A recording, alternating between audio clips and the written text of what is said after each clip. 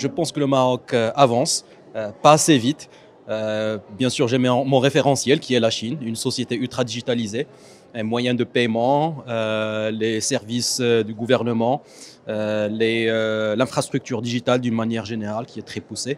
Et donc, ma suggestion au Maroc, c'est d'arrêter de regarder vers le nord et de regarder un peu plus vers l'est. On regarde souvent vers l'Espagne, vers la France, vers le nord, l'Europe. Et on oublie de regarder vers l'Est, c'est là où ça se passe en digitalisation.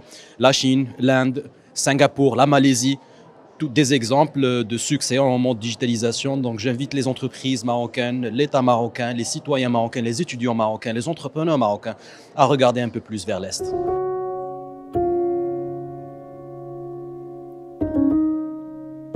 Je pense que c'est une très bonne chose de se faire confronter aux entreprises chinoises parce que ça nous met de la pression pour qu'on agisse plus vite.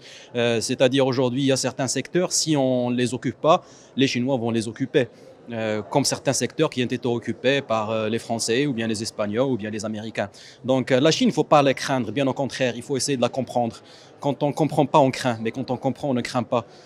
J'invite souvent mes amis marocains à apprendre la langue chinoise, à lire sur la culture de la Chine, à comprendre comment ces sociétés fonctionnent, parce qu'aujourd'hui, une personne sur 5 sur cette planète est chinoise. Et donc si on part pas, on ne veut pas partir vers la Chine, c'est la Chine qui viendra vers nous. Aujourd'hui, à peu près 10% de la population chinoise a un passeport.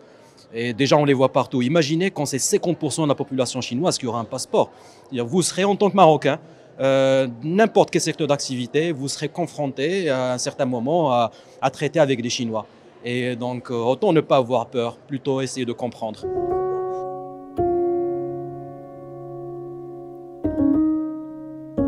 Le Maroc par rapport à l'Afrique, on avance sur certains aspects, en retard par rapport à d'autres. Quand on parle des business angels et des VC, le Maroc est en retard. Nous avons de très bons exemples au Kenya, au Nigeria, en Égypte, qui arrivent à tirer leur épingle du jeu.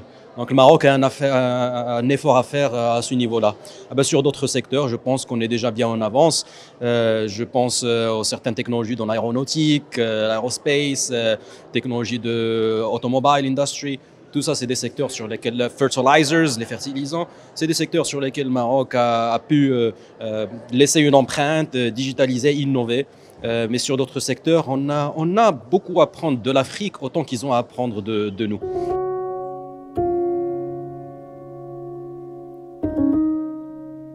Créer un écosystème. Un écosystème, c'est tout. C'est un cadre légal. C'est les incubateurs et accélérateurs. C'est la transparence. On finira avec certaines pratiques culturelles qui nous freinent. Je ne suis pas un politicien, donc je peux parler d'une manière libre. Il y a certains freins au développement, on les connaît tous, qui sont culturels et qui peuvent être traités très vite. Donc à nous de relever le défi, essayer d'infuser dans notre jeunesse, les plus petits, cet amour de la découverte, de l'innovation, de la digitalisation, leur apprendre à s'ouvrir sur d'autres langues, parce que le futur déjà se conjugue en anglais, c'est pas en français que ça se conjugue. Malheureusement, je vous parle en français. C'est la première fois que je prends la parole en français pendant ce African Digital Summit. Mais je dis aux jeunes Marocains, si vous n'êtes pas anglophone ou sinophone, vous êtes à côté de la plaque. L'innovation, le recherche-développement, c'est en anglais. Après, si vous voulez être journaliste, poète, écrivain, artiste, partez en France, apprenez le français. Mais sinon, première étape, l'anglais. Il faut être un anglophone à tous les niveaux, dès le jeune âge, à l'école, dans l'entreprise, au gouvernement, dans les aéroports, les pratiques de tous les jours. Et je peux vous garantir que le Maroc fera un très grand pas en avant.